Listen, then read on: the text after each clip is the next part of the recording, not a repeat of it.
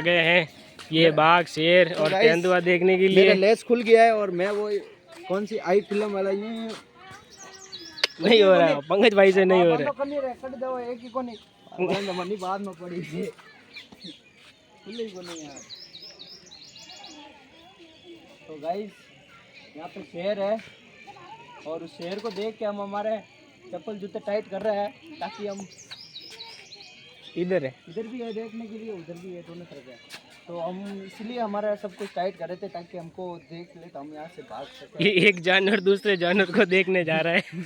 जो देख सकते हो पीछे का व्यू है हमारे यहाँ पे हमारे से बड़ा जानवर है जिसका नाम है तेंदुआ।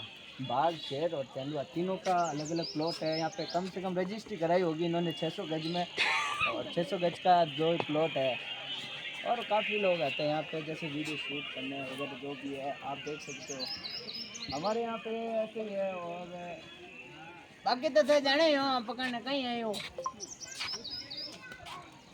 अब आप थप्पा दे दूल्हा में आयो भैया कहीं तार बाप एड्रेस पूछा के तार बाप ने हवली बात करनी कर ले करनी कहीं हो आवरी पाती